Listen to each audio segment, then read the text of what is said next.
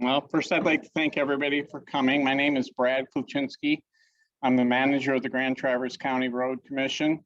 And I want to thank you for coming mainly because we appreciate the feedback we can get. And we want to keep the community informed. This presentation is being recorded and we will have it on our website tomorrow for people that they can go on and watch it if they were not able to be here tonight. We have put comment cards on the table. We look forward to hearing from people as far as what their concerns and questions are, and we will do our best to take all of those comments into account. This is our second public meeting. We've had one back in July. We're having this one, and we're going to have a third public meeting as we kind of wrap up the Focus PEL, and that one will probably be sometime in February or maybe March. So at that point, we'll be at a point of as far as we're going to make it. We'll have some more detailed information than what we currently have, but there's a lot of information to be covered today. So if you'll be patient with us, we're going to go through it. We're going to take questions at the boards afterwards. So if anybody has any questions that come up afterwards, and we're going to try and focus them at the boards, you can go and talk to any of the people that are at the boards manning them so they can answer your questions. With that, I'll turn it over to Bill. Thank you, Brad. Welcome, everybody. As Brad indicated, this is our second public meeting. We're here to describe what we found in evaluating whether or not and where a potential crossing of the Boardman River will take place. A little bit of facility stuff. We're going to make a presentation going through various aspects of the project, what our goals are, what we found out, what we've heard since the last public meeting. There's going to be a whole lot of information identified. Then we're going to, as Brad said, this is being recorded. We will have it available. Once our presentation is over, we stop the recording. And any comments that you have, we welcome your comments. We want to hear from you. We have comment cards. We're going to identify the people to email or call in to have comments after the public hearing. So we want to hear from everybody. Anytime you want to let us know what you have. There's a lot of information out there, and we want to hear about it. So anyway, that's by way of introduction.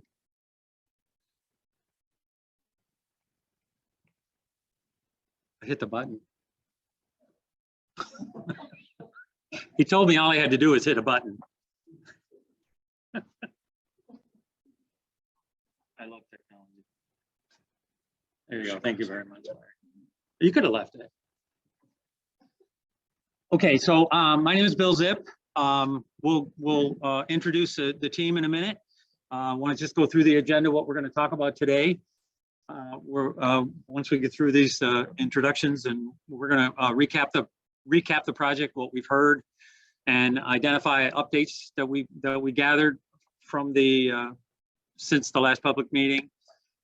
Oops, I didn't do that. We want to identify the alternatives, including the pros and cons. Every alternative that we've looked at has positive and negative aspects, and we want to show you what we found. And we developed a matrix. You'll see it on the board at the boards, it'll be in the presentation as well. We identified a matrix to be able to evaluate the impacts or all of the benefits from that comparatively. We've done some traffic demand modeling. We want to identify what impacts this study has on the impact on the traffic in the area, and we'll talk about what's next, and then we'll end the presentation. We will stop the recording, and we'll get out to the groups. There'll be somebody manning all of these boards, and we want to hear from you. So by way of introductions, my name again is Bill Zip with OHM. Brad, who you saw, he's a general manager. he's the manager of the road commission. Wayne Schoonover is the county highway engineer. Steve Deering is our traffic guy. Eric Dreyer is our planner. He's not here tonight. Todd Davis from WSP is our planning and NEPA guy. Matt Wendling back there, we delegated him to the table. He's one of our planners. Brian Capalla is a traffic guy. He's not here right now. Stu Kogi is here. Where's Stu? Stu Kogi is in the back. He's also helping out Matt in that really important job back there. He's our ecologist and a very, very valuable member of the team. Him and Zach ground evaluation of the entire corridor, and very, very highly recommended. Networks Northwest is a partner in the project. They work for the Road Commission separately, and they are our local. They have been our local contact, helping us out, identifying the constituents and the local features. If you have comments after this meeting, if you would like to tell us anything, then Brad and Wayne are your contact people, and their information is up here. They're very open people, love to hear from you. So, and they are nice people too. So you're pleasantly surprised. I want to turn the presentation over to our superstar NEPA guy.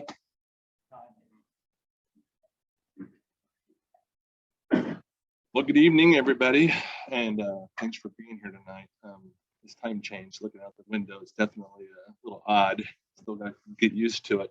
Real quick though, how many folks made it to the previous public meeting that were here before? So, okay, so there's folks, this is your first time here. So we're gonna try to just back up a little bit and give a little more, I guess, understanding of what we're doing. Really try to paint the picture best we can for you of why we're doing a lot of the things we're doing. It seems slow, I'm sure, at times. So the process that we're in is called PEL, P-E-L, Planning Environment Linkages. This is a federal highway process that came out quite a few years ago. The standard process when you use federal funds is for environmental clearance is NEPA, the National Environmental Policy Act. The problem with NEPA is it has a time clock on it. So once you get over it, you then have to get moving. And a lot of projects, even at the DOT level, just don't have the funding. So Federal Highway came up with PEL to allow for planning, this is pre-NEPA, if you will, to figure out what to do. So to answer the question, what do you want to do and how much it's going to cost? And you really don't know, but you kind of do pre-NEPA to work our ways through it, knowing some time frames take a very long time to move through it. So that's the process we're following. This is something I've done many times for the Michigan Department of Transportation, and we're applying it here in Federal Highways, part of that as well. When we start off with this process, community engagement is the foundational point of emphasis, which is what we're doing tonight. We identify constraints. We have maps here tonight.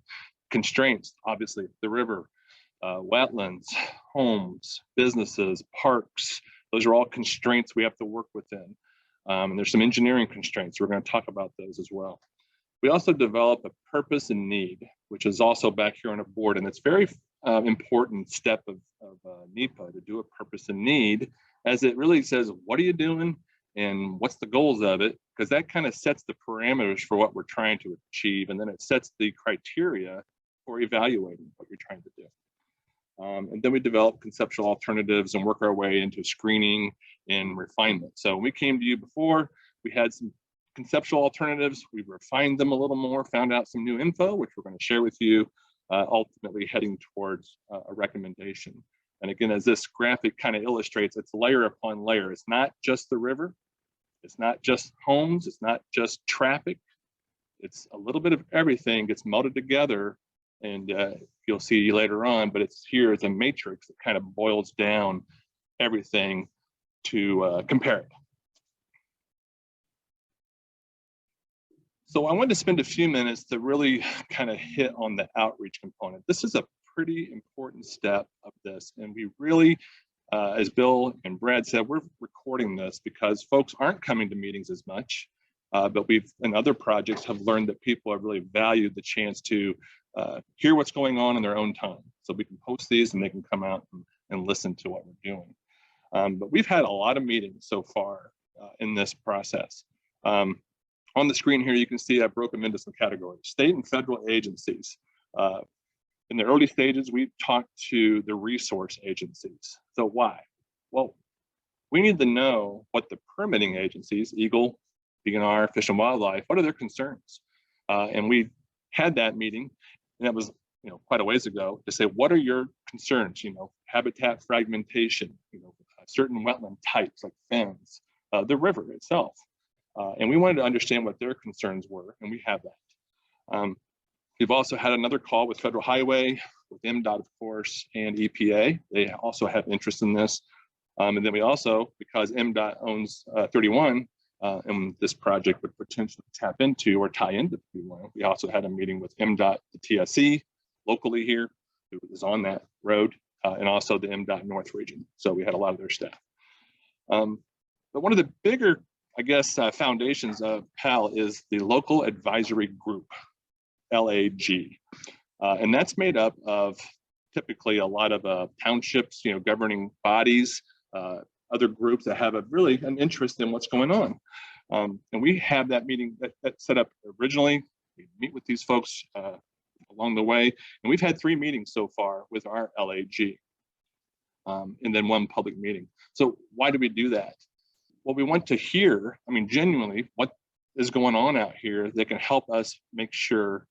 The purpose of this is to work through alternatives, taking into consideration as much information as we can get our hands on. And as much means we want everything. We want to know what is truly in the Boardman River Valley. That's why we had Stu go out and spend a couple of weeks out there marking the wetlands, looking at the habitats, looking at what's out there, what's the hydrology, where are the streams. Sometimes we learn a lot from these meetings and learn things about the TART trail, for instance. We learn stuff about emergency services. So there's a lot of information we gain from these meetings from the public who live here, use it, and understand things from a different perspective. So who are these LAGs? I just put this together to kind of illustrate that we've got a group of about 38 local agencies and groups made up of your local villages, townships, counties, governing bodies, but also environmental groups that have an interest. We knew going in, there's a decent number of folks that have a lot of concern with this project. So our strategy has been, reach out to them. We want to hear from you. Okay, we don't want this to be a discussion behind a curtain. Everything you see here is stuff that we've done. We're not hiding anything. It's an open book. If you come out of here and don't know something, come see me. We'll get you the answer we can get.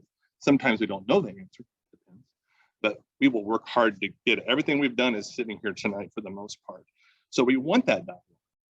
We really do. And we've learned things along the way, talking to Garfield Township versus talking to other agencies as well. Just using them as an example. So I just wanted to point that out, that we really have worked hard to get a big cross-section of input throughout. This group is pretty good size. And we've had these meetings and we started these virtually, and we kind of held them virtually. So as most of you probably have experienced, kind of difficult to have a good conversation when you've got over 30 people in a virtual meeting. So one of our strategies we decided to employ, being in that virtual environment, was focus groups. And a focus group was to bring the number down smaller, so we could actually have a little bit more dialogue with these folks. So we broke the focus groups into categories. And we had meetings with Beta and TCAPS, that was one group, to learn about their transportation issues. And for instance, talking to them, they do talk about some of the transportation issues, moving kids through the network during peak times, and a little bit more from a school perspective. We also had a meeting with the EMS folks, the Sheriff's Department, local police, ambulance services, and then your local emergency manager person who really told us a lot about what's going on at Airport Road from a flooding potential risk perspective. We also set up a meeting with environmental groups. These are the folks that we know have a very a big concern over any crossing of any river, but this river specifically. And we had a call with them to talk through some issues as well. And then lastly, we had a meeting just recently, the most recent one, with the Grand Traverse Conservation District, which is sitting right in the area that we're talking about. So since we're here in July to where we are tonight, the progress we've made. Steve's going to do a little bit deeper dive into this, but we did have a meeting with our LAG again. So why do we meet with them again? Well, the purpose to meet with the LAG is to bounce things through them and say, here's where we're at. We're heading towards this meeting with the public, and it gives them a chance to guide us. And we get input on what we're showing you tonight. So they help kind of guide the messaging a little bit and guide where we're at, and do we need to do more or less. We also went out and had that specific meeting with the conservation district because again, they're sitting right where the Sabin Dam used to be. And we know parks are an important part of the community. It's also a big part of the river valley. So we wanted to dive a little deeper into parks. So I'm going to take a second here to get really deeper into that, because parks have special protections under the Department of Transportation Act. It's one of the most stringent laws we deal with. So when I'm doing projects for MDOT, when you go out and look and we got wetlands. Well, wetlands, you can mitigate wetlands. You can go build some new ones, unless they're like high quality fens. Those you don't touch a fen, any cost. Historic properties, very difficult sometimes to deal with. Archaeology sites are difficult. Parks have protections, and that's something we, all three of these options hit those.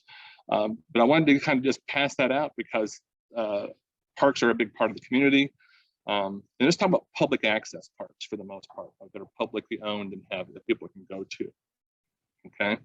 And that applies if you're using federal funding for the most part, this law. It's called 4F of the Department of Transportation Act. One of the terminologies we use when we look at parks is feasible and prudent. Is it feasible and is it prudent? And if we have an alternative that is not have an impact and an alternative that does, by definition, we need to go where the project needs to go, away from the park impact. Okay. But what happens when you have a lot of alternatives that are hitting parks? Then we have to look at planning to minimize harm to the 4F property. So you then can say, okay, we're all going to hit them. Which one does it the least? That's something we're going to be looking deeper at. So again, overall harm and ability to mitigate. So mitigate park impacts. How do you do that? Well, we took a sliver of park on a project I did over in Port Huron because of an interchange widening, needed 30 feet of kind of a corner, and you had to go talk to the park, and we ended up putting in an enhanced sledding hill. So basically, if you're going to impact the park, at the end of the day, you need to come out with a better product, so that you work closely with that owner of the park to come up with those solutions. Other factors that go into a 4F or a park impact is who is the jurisdiction, who owns it. I think in this case, it's the Grand Traverse County Parks and Rec. What degree does that alternative meet the purpose and need over here on the board? And then you also got to weigh impacts to other resources that we talked about that could come into that. So it's not black and white. It's very kind of gray as far as sifting through that noise. But I wanted to just spend a minute to talk about parks because there is a park all along this corridor, which shows up right here. As I just mentioned, all three alternatives would impact the reserve, which is the Grand Traverse Natural Education Reserve, in some fashion. So they're shown here in yellow, if you can see that, where those would cross at Cass, Sabin Dam, and Hartman Hammond, and all three would go across. So again, just wanted to dive a little deeper so you kind of had a sense for that, and make sure you weren't, you're not neglecting parks because they do carry a lot of weight in NEPA. I think that's where I'm at on that. So I hope, again, gave you a little more perspective on why we're doing what we're doing and kind of how we're moving through it. Okay. And I'm going to give Steve the microphone. Yes.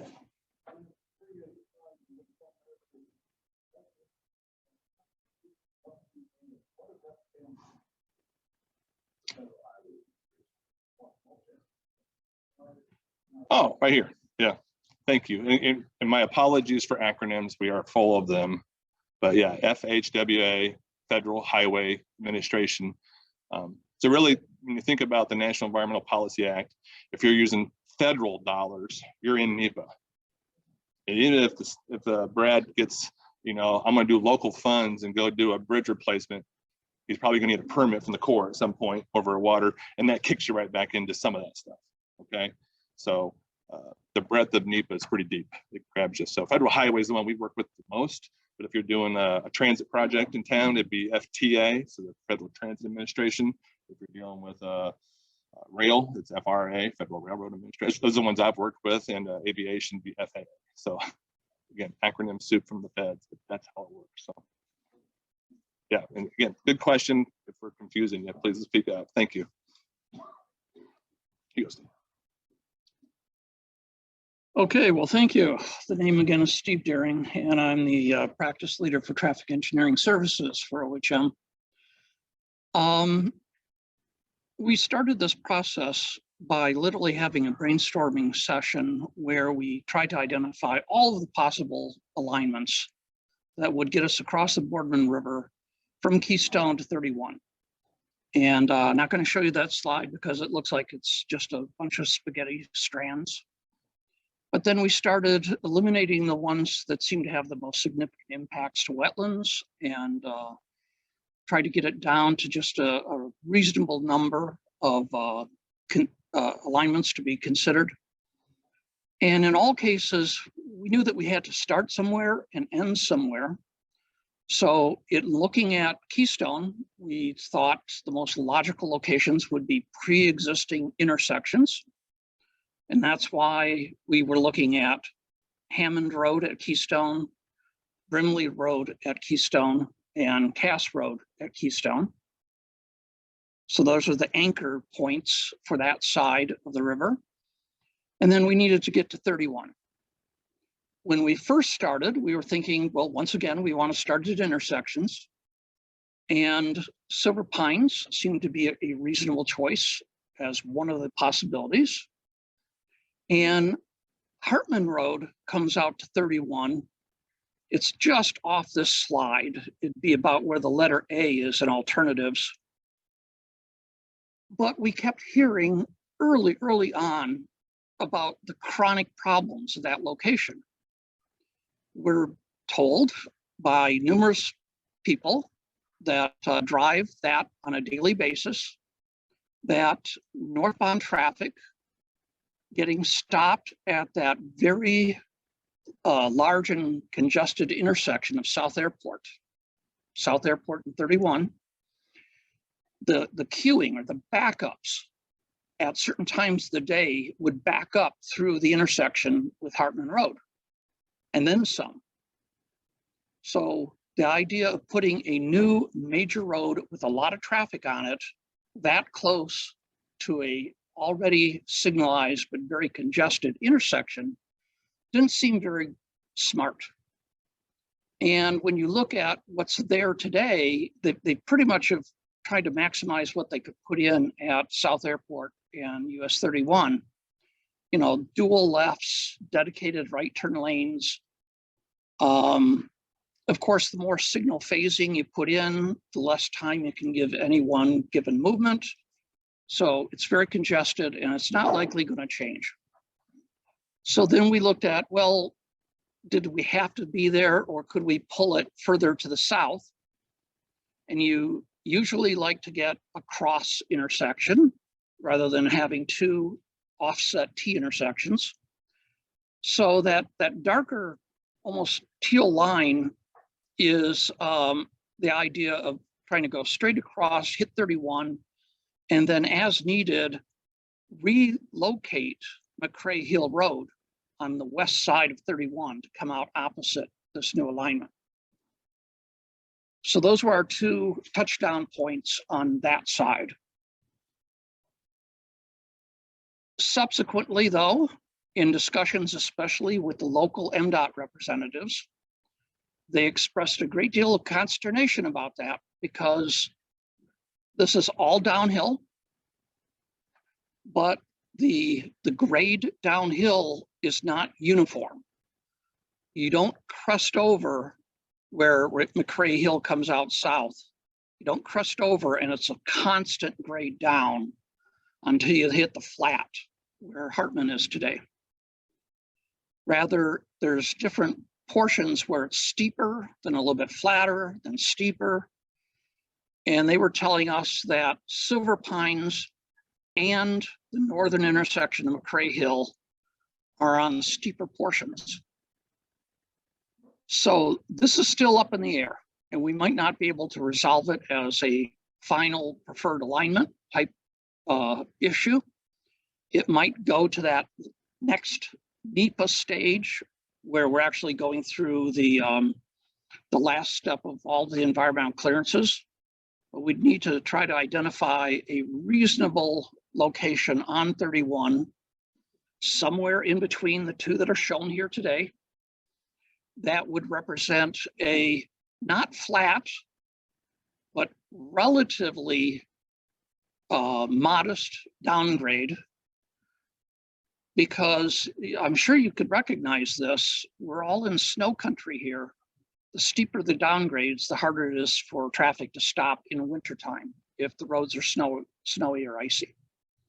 So if it's at all possible on a safety basis, the geometry of the intersection becomes very important. So we're still looking at that.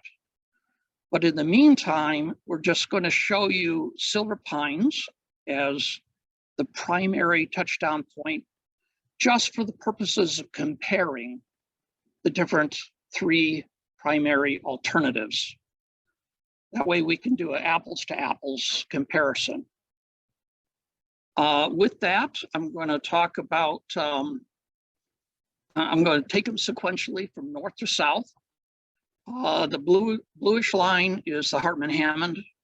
It's obviously the farthest north. It's also the closest to South Airport Road. The middle alignment showing up here as orange is, we call it the Sabin Dam, if only because it crosses the Boardman River Valley very close to where the dam used to be. And then finally, we're calling it the Cass Road crossing because that's where the relatively new bridge had been built when that particular dam was removed. And the idea is that we could utilize that as a crossing of the Boardman River. Now, in terms of the pros and cons, again, with this slide, I'm still showing you that somewhere between McCray Hill and Silver Pines is probably where it's going to end up. But all of the matrix, all of the side-by-side comparisons are all based on all three alignments coming out at Silver Pines Road.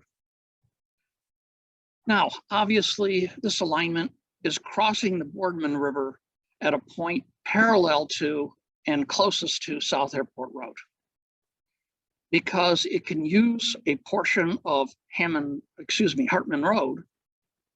It's utilizing what is existing right-of-way as opposed to representing new purchases that would be needed. And it does have some new roadway to connect to whatever the new connection point is to 31. But again, it's a balancing act between brand new alignment versus reusing existing alignment. And when we get to the point of talking about the traffic modeling, you're going to see that this is actually going to show the most utilization for traffic, and also the most collateral benefits to the entire network of the area. And one of the things that we were looking at here also is that because it represents a brand new river crossing, it represents additional resiliency to the network, so that if something happened to, for example, South Airport Road, maybe a flood that takes that road out for a time, this provides, the opportunity for traffic to reroute instead of only relying on the other two existing crossings at this point, which is Grandview Avenue on the lakefront. I'm sorry, the three. It's Grandview, it's Front Street right in the middle of downtown, and then it's 8th Avenue. So if something were to happen to any of those three or South Airport, what does that mean for the survivors until such time as the emergency is passed and the road is restored? So that's what we call resiliency, the ability to absorb some sort of a shock to the system. Could be caused by weather or crashes or, whatever, how is the network set up to absorb that, deal with traffic, trying to find their way around whatever the blockage is. So when you get to the evaluation matrix, you're going to see that Hartman-Hammond and the Sabin Dam add resiliency because they represent brand new river crossings. The Cass Road alignment does not, because it's an existing facility. Getting to the cons, obviously crossing the Boardman River Valley is an impact, and it's considered high quality. It's a forested wetland. There's also patches of scrub, but that particular alignment does not impact the highest quality wetlands, which would be the fens. Now, because it is impacting a very mature forested wetland environment, that the only, if you're going to use that alignment and you want to try to minimize those kinds of impacts, what we identified is the need that if you're going to put a bridge in, it's going to have to be a very long span, and it's going to have to be very high. We generally just call it the high bridge. And it's going to be well over 1,400 feet long, because what we're going to try to do is go from the bluff to the bluff without trying to dig it down into the valley. And that kind of a long, tall structure has the highest costs. But it's the only way to try to minimize the impacts to that forested wetland environment. And once you get a high bridge, long span, it also works toward avoiding fragmentation of the habitat. And again, the environmental considerations of how many acres of wetlands, this is showing up, this is the biggest one. I believe it's 4 acres. That's the worst case, where the entire right-of-way width is being impacted as it crosses the Boardman River Valley. The reality is, if you have a tall structure, you're going from bluff to bluff, you're only really looking at the piers hitting the ground. That's where the disturbances are that would represent a permanent change. And then from that pier to the next pier, depending on the span lengths that you choose, that can pretty much stay undisturbed. And that way it has the potential for the highest acreage of impacts, but it's also the easiest to mitigate by using, again, a high bridge, longer spans, so that where the piers are hitting, there's relatively few of them within the wetlands. As Todd mentioned, it has these parkland impacts. This is not just a wetland area. This is also part of the nature preserve. And again, I've been mentioning several times now how challenging it is to make this connection to 31. The likelihood is that when we finally wrestle that issue to the ground, it's probably going to be somewhere about halfway between what we're showing as the relocation of McCrae Hill and Silver Pines. Sabin Dam has its own set of benefits and problems. We note that it does have fewer impacts than the Hartman-Hammond. Part of that is because it's going through where the Sabin Dam impoundment area had been. And so that's an area that's already been disturbed.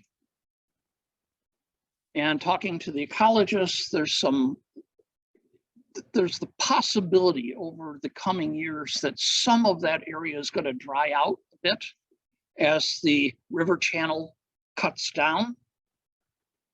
But we're showing what it represents today, not necessarily anticipating the future is going to make it better or easier. But again, it does have fewer impacts than Hartman-Hammond. Again, it has the resiliency of a new crossing. So if anything happens to some other part of the network, traffic can take advantage to get around wherever the blockage is. I've mentioned about the Sabin Dam. It's a previous disturbed area. And it also has relatively good utilization from a traffic standpoint, both in terms of the traffic that would go onto this new roadway alignment, as well as the collateral benefits to the rest of the network. And I'll show you that when we get to that slide. Now, because we want to compare apples to apples, it's not just getting to Keystone opposite Bermley. We're anticipating that this could very well be a multi-lane road, like a 4 or 5 lane road. And why put it on Keystone that's only 2 lanes, and now you got another bottleneck? So with this and also the Cass Road alternative, we're also anticipating the need to make improvements on Keystone to get them to Hammond Road, which would be the continuation of traffic that wants to go to or from the east. So that's where we have a lot of possible residential impacts. The road is running right next to a railroad, and that railroad continues to be active. The land is owned by MDOT, and they made it perfectly clear that we cannot touch that. So if the road is to be widened, all the widening has to occur to the west of what pavement is out there today. And that's where all the homes are. So it's relatively few properties and individual homes as you look at the cross country working your way west to 31. With this alternative, the impacts are all, not all, mostly on Keystone Road. This also has the biggest Parkland impact separate from wetlands. This is now parkland because it would run right next to the Boardman River Nature Center, just to the south of it. And that nature center is kind of like the trailhead for a lot of the walking paths through that preserve. So that's something that we recognize, and we really are grateful to the Nature Conservancy people that we discussed this with, because they helped us better understand what their operations are and how they perceive the public using them as a resource. It's not a strong con, but we also recognize that the TART folks have plans for a pedestrian bridge to get people across the river so that they can utilize the walking trails that occur on both the east and west banks of the Boardman. And without that being planned, we don't know if where we think a road bridge crossing making the most sense would impact their plans for a pedestrian linkage within the nature preserve. So because of that uncertainty, we're considering that a con for our alignment. And it has the same sort of challenges trying to get out to 31. And then finally, we're looking at Cass Road. This new connection would probably have a new name to it. It wouldn't necessarily be Cass, but we're still calling it the Cass Road crossing because that's where the bridge is. And that is currently Cass Road. A very positive point is that it's using the existing bridge. Now, it's a bridge with 2 travel lanes, 1 in each direction, and shoulders. We looked at the structure, and the structure could either be widened or a parallel bridge built immediately adjacent to it to get it to 2 travel lanes in each direction. And either option would invoke the need to put pedestrian facilities with the bridge. I should probably back up. As we're planning on what might be needed for Hartman Hammond, that bridge, the high bridge, looking at the Sabin Dam alignment, looking at this one, In all cases, we were looking at adding pedestrian facilities on both sides of the structures, whatever structures were going to be built. But again, this has the existing bridge, so there's a sunk cost there, and modifying that existing bridge or building a parallel bridge just for an extra 2 lanes, we consider that a benefit. And because of that, it has the lowest comparative cost to construct compared to the other 2 alternative alignments. It's already crossing the Boardman River. So it also has the least impacts in terms of, excuse me, in terms of wetlands, that sort of thing. But because it's so far to the south, we see that the travel demand modeling shows that it's not really being well used. So it's a lot of money to lay out for not as much traffic benefit. There is a benefit. There's a benefit to the network, but it's not anywhere close to as big a benefit compared to the other 2 alternatives that are located further to the north. So a lot of residential displacements. So in addition to everything that you'd have to do on Keystone from Hartman to Bermley, you now have to take and look at all the residential properties from Bermley down to Cass. So there's more potential impacts. And this is something that we did not recognize until just recently. It's an existing bridge over the Cass over the Boardman River. It's at a certain elevation. And there's not only a railroad track on the east side running next to Keystone, there's also a second railroad track on the west side of Boardman River that runs parallel to Cass Road. And it turns out that if we wanted to go west off of the Cass Bridge and start heading toward 31, that Cass Bridge is at an elevation that sits way, way lower than that railroad. And there's no way that you can safely put in a steep grade that steep to try to get crossing that Western Railroad track at grade like the other alternatives will require. All of these require getting across that Western Railroad line. But the other 2 to the north can be at grade, you know, at level.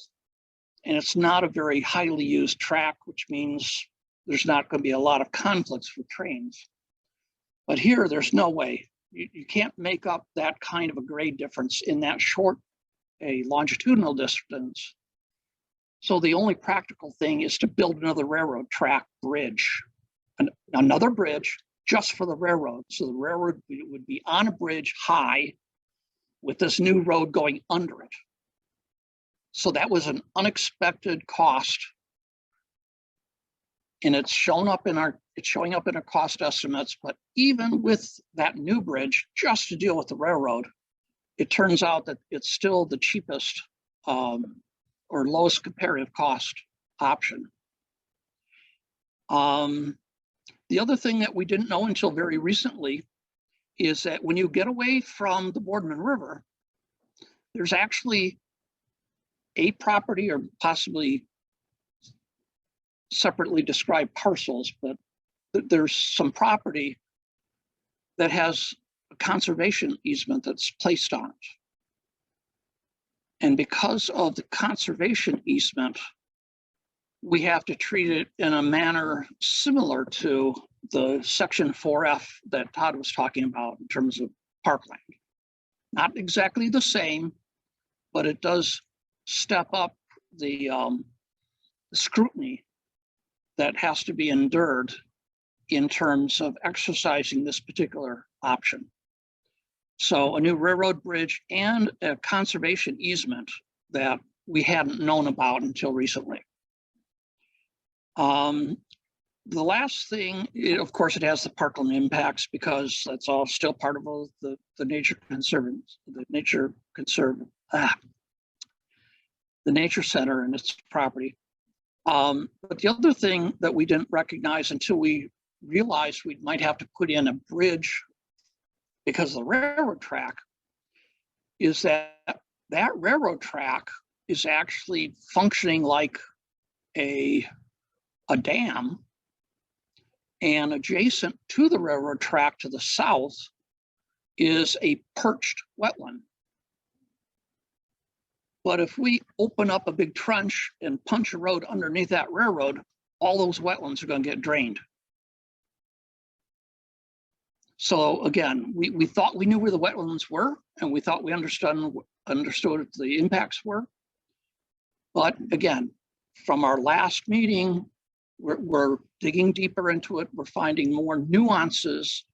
And so the matrix has been updated to show the potential impacts to those new wetlands that we had not anticipated would be impacted if this was the option being chosen. Now, I'm going to get into the modeling. We're showing this as the last part. It's not insignificant, but it took a while to get the travel demand modeling done. And in a lot of ways, traffic is important, but not nearly as important as all of these other considerations, wetlands, parklands, and other types of social and environmental issues. What the model does is it takes the existing network. We use the social economic data generated in this area by Networks Northwest, which is basically anticipated changes in population and jobs. We put that into the modeling to try to anticipate what traffic growth might be because of increases in population, increases in employment opportunities. And the jobs and the homes are rendered down to a census block level so that we can have a relatively idea of if there's new trips being made, where are they coming from, going to. So that all goes into the modeling. And we basically look, baseline is we're not going to make any significant improvements to the network. That's considered our no build, so that we can compare that to the alternatives to see what changes might occur. And so when we're talking about changes, we're always doing it in the context of the percent change or the value change compared to no build. And the horizon year is 2045. With that, we modeled these alternatives, including whether we were coming out to McCrae Hill for the Hartman-Hammond or coming out to Silver Pines with the Hartman-Hammond and the others coming out to Silver Pines. So we had that as different modeling. If we find out exactly where it seems most appropriate to change that intersection with US 31, we'll run the model again to see what those numbers then result in. But for the time being, this is what it's going to look like in 2045, changes versus not building. The width of the line represents the magnitude of the change. Wider, more change. Narrower, less change. The blue means traffic is going to go down. Red, traffic is going to go up. So as you can see, this is showing the Hartman-Hammond alternative. And you see a really big red line that represents this new alignment crossing the Boardman River Valley. And that's kind of what you want to see, because this is way, way too much money. This is a case where, you know, build it, they will come. They better, otherwise you wasted a whole lot of money. So we want to see it getting used, or else it's not money well spent. But we also want to know what the cumulative impacts are on the rest of the network. And what this is showing is that although they are very modest, we're still seeing benefits all the way up to the lake. Traffic on Grandview is likely going to drop slightly compared to what it otherwise would be in 2045. Same thing with Front Street and 8th Avenue, or 8th Street, excuse me, with the biggest, most dramatic change being on South Airport Road. And when you look at South Airport Road, you can see that the width of the line changes a little bit depending on, are you looking at 31, maybe close to where Keystone turns into, I can't remember the name of the road, sorry, or at Garfield, or as it stretches to the east, heading toward the airport, all the way over 3 Mile Road. So the width of the line changes, but at the Boardman River, we could see that building this particular alternative would result in South Airport having its traffic volumes drop by about 37% compared to no build in 2045. So that's a pretty dramatic drop on what is today a congested road and likely to get more congested in 2045. And when I say it's a relatively well utilized, we're showing that this alternative, if built, we're looking at a daily volume of just under 18,000 a day. Same sort of thing. Now we're looking at the Sabin Dam. Again, network benefits all the way up to the lake, but it's not quite as well utilized. Instead of 18,000 a day, it's about 11. Still a very dramatic impact to South Airport at Boardman River. It'll drop by about 22%. But then when you go to the Cass Road alternative, still benefits throughout the network, even up at Grandview. But maybe only 6,000 a day using the road, and nothing to sneeze at, but now the benefit to South Airport Road is only 11%. Significant, but nothing at all close to what those other two alternatives could provide to the network. So that's the kind of the shorthand version of that. The summary is that all of the alternatives provide a network benefit, but the magnitude of South Airport is directly correlated to how close a parallel road is built to it. The closer, the more dramatic the reductions on South Airport. And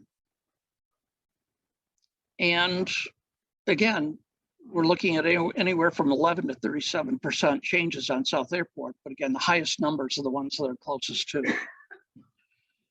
I think that's the end of my slides here. And now we're going to have Todd come back up, and he's going to round us out through the rest of the matrix stuff.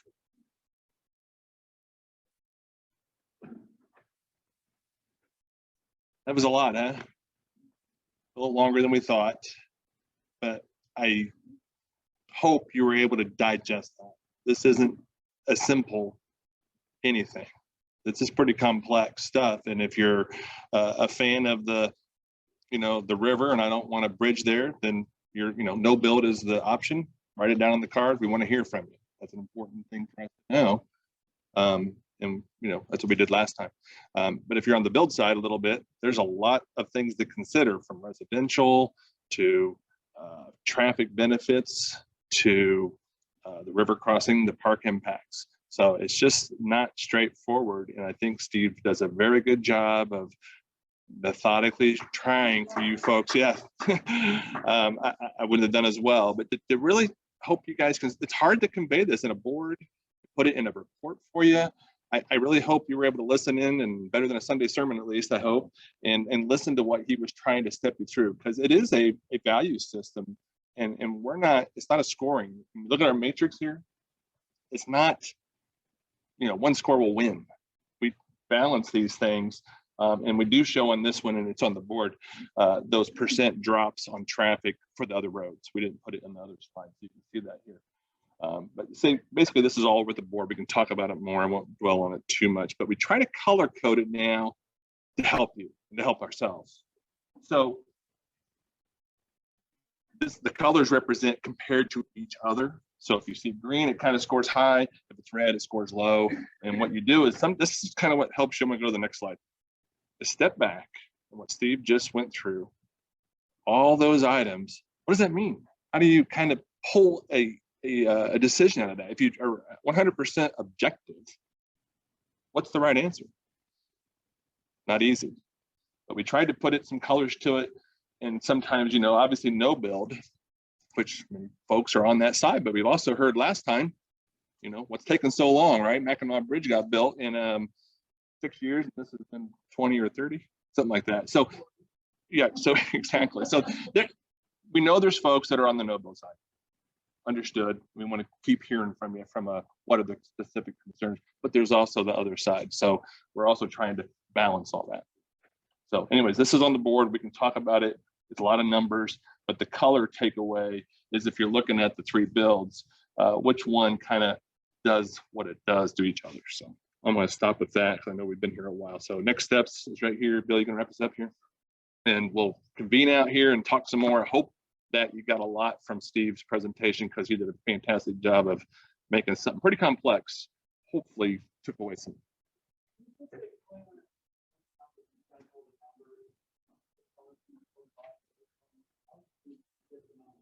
The numbers, the values? Well, these are, yeah. Everything we're showing you there's no opinion here, okay? So when you look at these numbers, I'll just give you an example. Forested emergent wetland impacts. We have it, the units are right here. Sometimes things are quantifiable. Acres, stream crossings, costs, right-of-way required. These are all done using GIS in engineering analysis.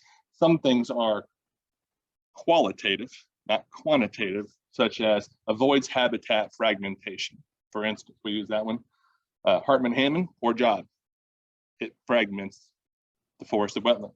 No build, good job. Doesn't fragment anything. The others have some various levels in between. So does that make sense a little bit? I mean, we can talk, Dave. Go ahead, Steve. I want to make one more point about this. We had to make some assumptions to be able to start quantifying this. For example, how many acres of wetland impacts, how many homes or businesses being displaced. So one of the fundamental assumptions we made was that this was likely going to be a multi-lane road. So we presumed it was going to be 5 lanes. So we know how wide 5 lanes of pavement is. We also presumed that we wanted sidewalk on both sides, and we did not want the sidewalk immediately adjacent to the travel lane. So we wanted to have a reasonable separation from the motor vehicle traffic to what active transportation users, the bikers and the joggers and walkers would use. And then you put something like this in, and it's inevitable that utilities will want to come in. So you got to kind of have room for water and sewer, stormwater, fiber optics, comm lines of other types. You know, who knows? Once a public right of way is there, private utilities usually want to use it somehow. And then to have adequate room for all that, we assumed, and again, it was just an assumption, that we would be looking at a right-of-way corridor of 150 feet wide. So We look at the alignments, and if it's going through wetland, 150 foot wide for as long as it takes to get from edge to edge of the wetland. You think about, well, initially the road commission might choose to only build 3, but you know, as an engineer and as a transportation planner, I recognize you build a road, you might expect the pavement to last 20 or 30 years before you have to do something to it. But the land, usually the horizon that you look at is starting at about 150 years. So if the county continues to grow, if it densifies beyond the kinds of homes on acre lots, and you start looking at more multi-family and other things like that, you usually are looking at what kind of corridor of land do you need, and then you build as wide as you need for today, or possibly the next 10 or 15 or 20 years. But again, the point is, we're trying to compare apples to apples on alignments that have very much different types of characteristics. So I wanted to make clear that there was some thought behind it. There's a reason for that dimension. When it comes time, if a project occurs, the road commission might choose not to use the 150. Another very common dimension is 120 for a multi-lane road.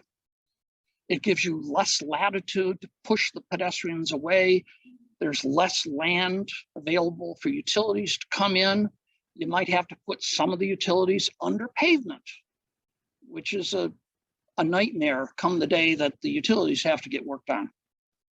But we had to have something that we could then measure wetlands and also count the potential for homes and businesses being impacted.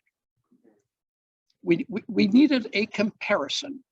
So that's kind of the behind, you know, take away the curtain, look behind and see what's happening. And one more point to Mayor Crothers' comment is, under NEPA, we look at the worst case scenario. We want to look big. So we don't, I mean, I understand what you're saying. And again, we're having some good conversation here, but we can go smaller, we can't go bigger. So when you clear under NEPA, you're looking at clearing a footprint. Refinements are coming. If this goes further, folks, all the stuff that, you know, if you're going to build, how do you make it the best for what we need today? That's a great question. And that's because it kind of frames this a little bit better. That's coming down the road. We're just not there. We're still staying up real high, trying to give you a high level comparison. Where should it go? So you're really trying to compare 3 locations. And then if one of these comes out the other end, then you start refining the heck out of it to say, okay, how do you minimize? How do you, you know, reduce? How do you, we don't need 5 lanes too much, you know, maybe we need 3. So I just appreciate your question. Yes, Steve.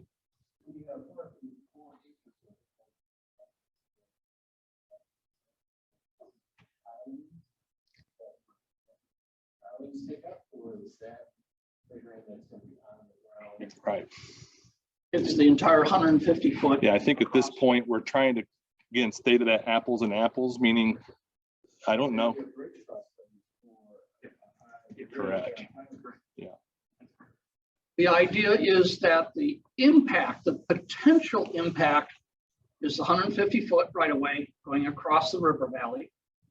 The mitigation is, don't really impact all 4 acres if you build a high bridge and you have multiple spans to get across. We're making a few assumptions that you still got to get in there. Is it permanent? Is it temporary? And from a, again, resource agency perspective, and Stu can talk to this in great detail, temporary versus permanent, a big difference. And again, we're just trying to keep our methodologies the same if possible, knowing that bridge is pretty unique. That's a good question, Steve. One more? Go ahead, John.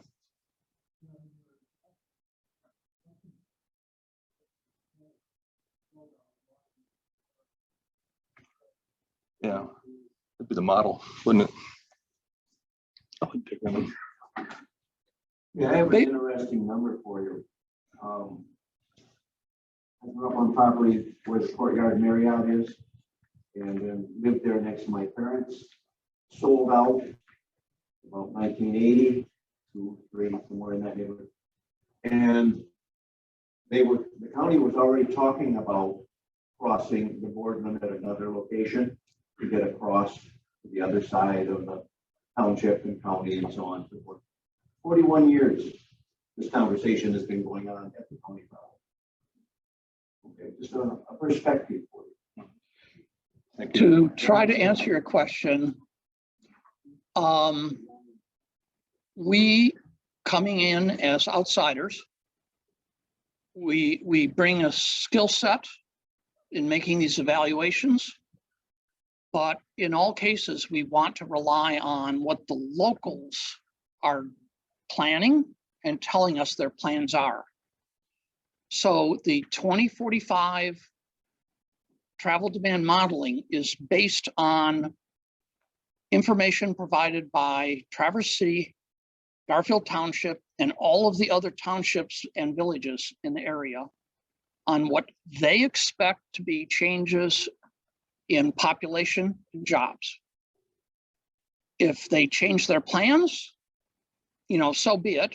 But all we can do is at this moment in time, listen to what your communities, your community leaders are telling, not just us, but the regional transportation planning agency, what they're expecting. And again, it's jobs and houses on a census block level, which then gets amalgamated into larger blocks as we then put together these travel demand models. So we're using your local data based on what your community leadership believes is going to happen by 2045. So that's how all of this works. And as we noted on the matrix,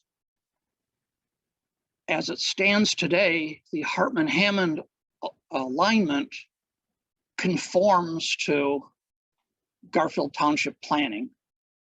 The other two alignments don't.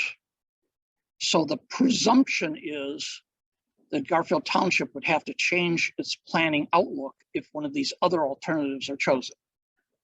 But again, that's speculative at this time. We have no idea if they would change, how they would change.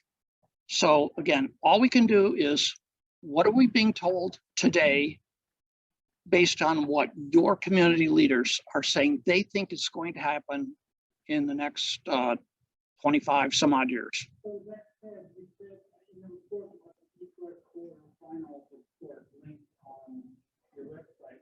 When you list the grand vision in one of your guiding documents, how did you use the grand vision to sort of play all of it? We certainly went through the grand vision, and we recognized that the grand vision document was, what's the right word? Well, grand vision, it was visionary, but it really didn't have a lot of prescriptions.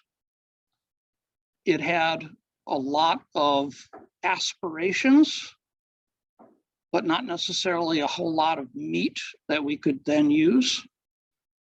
Well, what were the guiding principles for the research years, something like that, thousands of people direct. And if you just backtrack a little bit, talk about what we need locally. Yeah, but we have a, again, we're hired guns and we're coming from the outside and we're trying to use the tools that have been established for us. There was a grand vision effort. All of the townships, as well as Traverse City, were participants in that. And then to the extent that the townships wanted to follow that vision, that would have gone into their planning.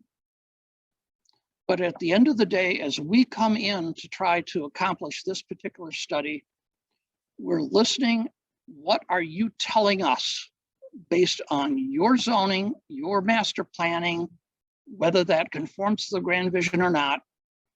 What do you think is going to happen? What are the changes in housing and employment? Because those are the only possible tools we have to then try to anticipate how people are going to be moving around. We talked to BATA about their plans for additional routes, density of routes, frequency of routes, that sort of thing. And they believe that they should and can eventually step up the services they're providing, but not enough to make a difference in terms of whether or not a additional crossing should be accomplished, and if so, where.